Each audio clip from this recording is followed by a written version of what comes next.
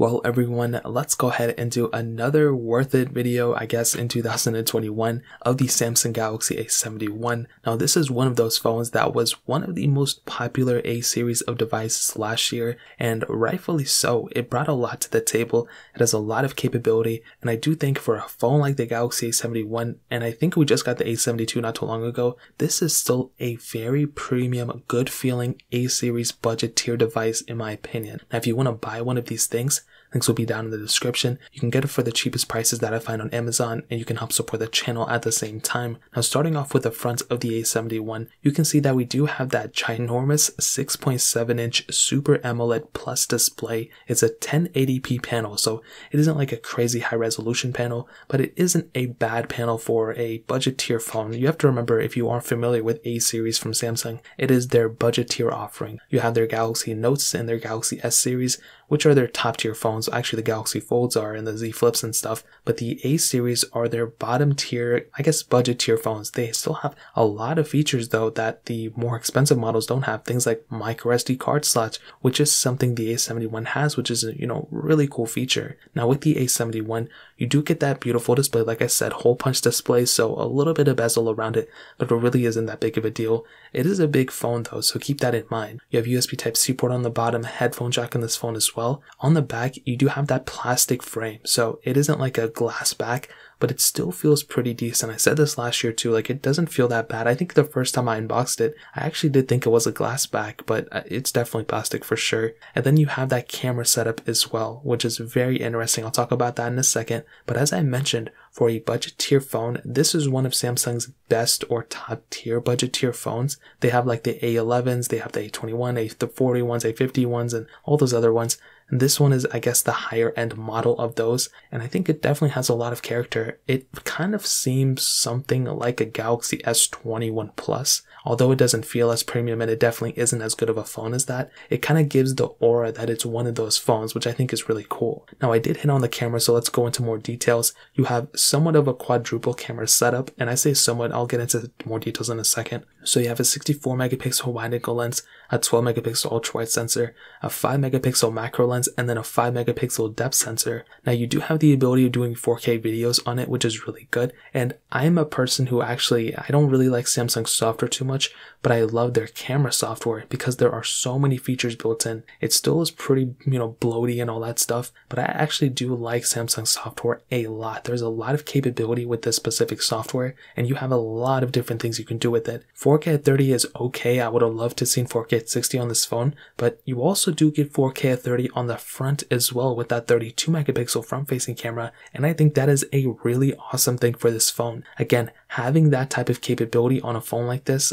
that's kind of like a budget phone, is actually really cool. And I think the overall front and back camera setup, combined are actually a pro. I think it's actually a pretty decent thing about this phone. But again, if you're trying to take it up a notch and trying to do 4K at 60, you're not going to have it. But I think the features behind this device are really nice. And I think having a camera like this overall is a positive experience. I really love Samsung. I don't like their software too much, but I will say their camera software is one of the better things about their whole entire software experience. They just throw in a bunch of different features in there, and that is something I can definitely appreciate from Samsung. So in terms of the Galaxy A71, I actually do think the camera software and even the camera quality is actually pretty good for a budget tier phone. Now, I will say some other really good things about this phone, or another really good thing about this phone, is the battery life. This thing has a massive 4500 mAh battery, and to kind of give you some more perspective, this thing has a fairly low-end chipset. It isn't extremely low-end, but it is not like the 888 or 865 from Snapdragon or Qualcomm.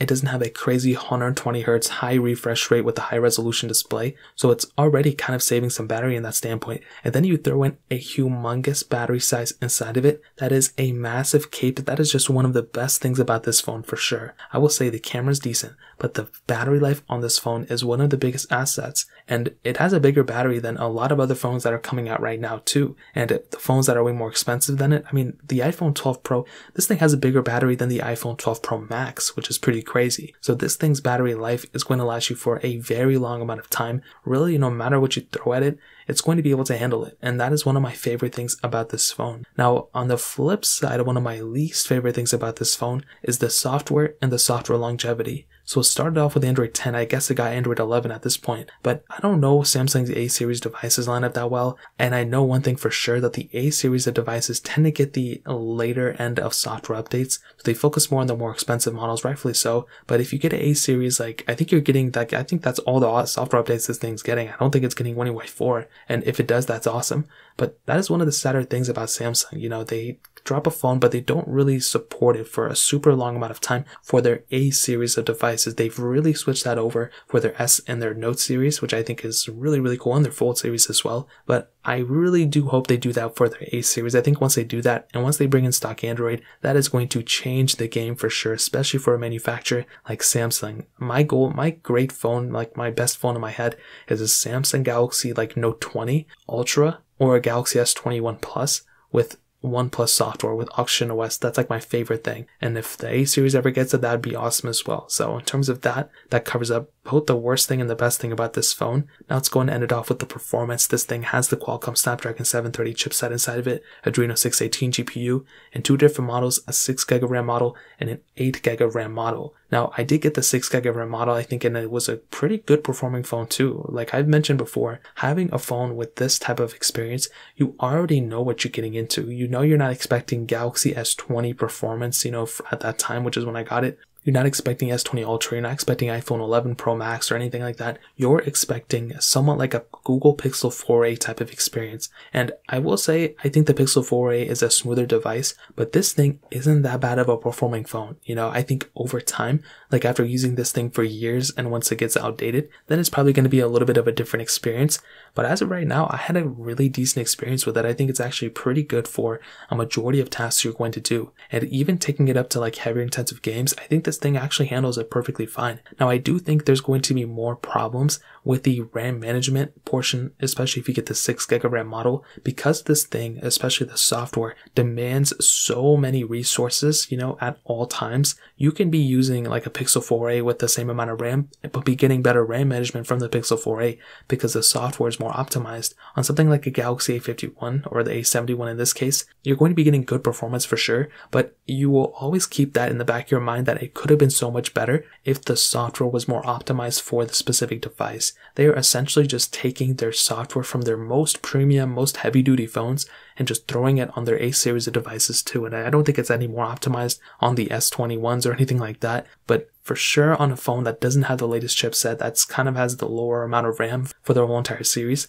you're not getting the most that you can from this phone. So I will tell you, I think it's a good performing phone for the price tag. I would have expected more though from a manufacturer from Samsung, and hopefully within the next 2-3 years, they can go ahead and switch that whole entire stigma that they have and make a phone that's more stock Android, and hopefully they can make a really good budget tier phone that's just like universally known and beloved. Something like a Pixel 4a in my opinion. So in terms of that, that pretty much covers it up there. Now to kind of sum up this video and to answer the question, should you go and buy a Samsung Galaxy A71 in 2021? Well, this is pretty much what I'll tell you. I think the Galaxy A71, if you're in the market, I would say go for it. You know, I think this is a very solid phone. It really doesn't excel in anywhere except the battery life, but I think even that is like totally okay. This is a very solid phone for sure. You're going to have a really good experience with it. It's definitely not perfect. You know, I do think, you know, the performance isn't extremely great. I do think having the micro SD card slot though is an amazing thing about this phone. I love the fingerprint sensor on this phone under the display. I think the camera setup on this thing actually isn't that bad. And that was one of the areas I really was kind of freaked out about, that the battery life, that the camera wasn't going to be that good, but it actually, you know, is for the most part. The display on it is actually pretty decent. The software, on the other hand, just is one of those things that I'm not a huge fan of. And if Samsung can just get the software right, I think the rest of their phone lineup is going to fall into place. That is the one area that if Samsung can just focus in on, they would just kill it in my opinion. Unfortunately, that isn't quite the case. I guess we'll see what happens in the future. But as of right now, they are focusing in on their main series of devices, their S series, their Note series, increasing the software longevity of those. And then I think sooner than later, we'll actually get some stock Android coming onto some phones in the future. Probably not right now, but I think the Galaxy A71 is worth it for the most part. But if you can spend a little bit more money, I would recommend buying something like a Pixel 5. If you want to spend the same, get a Pixel 4a. But I think the Google Pixel 5 is one of those phones that you can buy right now and still use for years and years from now. You know, the software is great, the cameras are great. it's a very good phone in general. And I really do think that is probably the better way to go for some people, but I think the A71 is still a solid phone for sure for the most part. So in terms of that pretty much covers it up. If you guys have any other questions or anything like that, let me know in the comment section below. Hit the like button, that would mean so much, but definitely hit that subscribe button. Every single subscriber that we get really does count, so it means so much if you guys can hit that. Also check out the other links down in the description as well. My Twitter, my Instagram, my other channels. More importantly than everything else, I love every single one of you guys. Hopefully I'll catch you guys in the next video. Peace out till then.